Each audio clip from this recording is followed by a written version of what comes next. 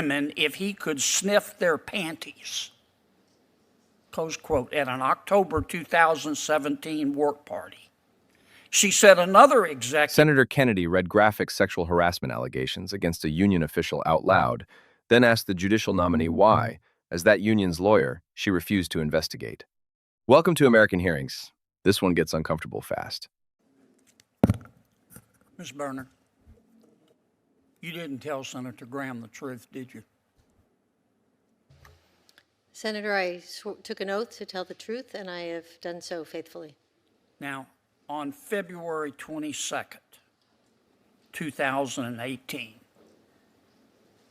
you spoke to the American Constitution Society, and this is what you said. The right to work movement is deeply racist. You said that, didn't you? Senator, I do not have that speech in front of me. I have spoken on a number of occasions about the history. You turned your notes over to us. You didn't read them before you turned them over? Senator, I've spoken on a number of occasions about the history. I was not speaking about... Are you saying that you didn't say that? Senator, I've spoken on a number of occasions about the history. Are you saying that you didn't say that? I have turned over all of my notes from my speeches. I don't think you're telling the truth, Ms. Berner. Let me ask you another question. Do you remember Mindy Sturgey? No, sir, I do not remember. I'm embarrassed you don't remember her. She was one of your union members.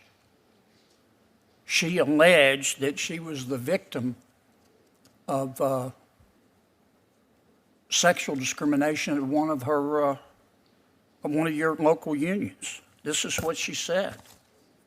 She alleged that one of the executives there asked her, quote, if she enjoyed rough sex and bondage. She said that the chapter president, Mr. Dave Regan, asked her, quote, does the carpet match the drapes? And, quote, what would you do for some jewelry?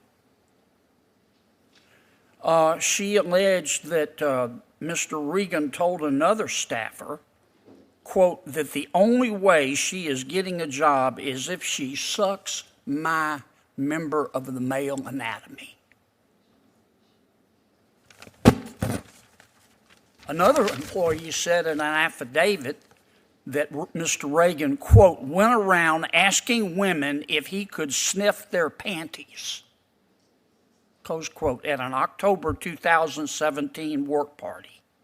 She said another executive, quote, grabbed my upper thigh while I was driving. And she wrote you and asked you to investigate. And you said no, didn't you? Senator, I have dedicated my career to representing women and families. That has been my work. You said no, didn't you? Senator, you told her that let her own chapter represent or investigate its own misconduct, didn't you? Senator, I'm going to give you additional time, but I want the witness to be able to fully answer the question. Senator, the letter that you are quoting from, I wrote in my capacity as counsel to my client. It was the position of my client, and I was acting as an advocate. You refused to investigate, though, didn't you? Senator, I believe that I have faithfully adhered to my obligations as an attorney for my client. I don't think Ms. Sturgis would agree with you. In fact, Mr. Reagan, the chapter president, is still the president, isn't he? I believe. You don't even know?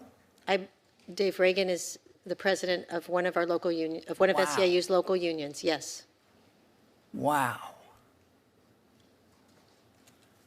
Mr. Mangy.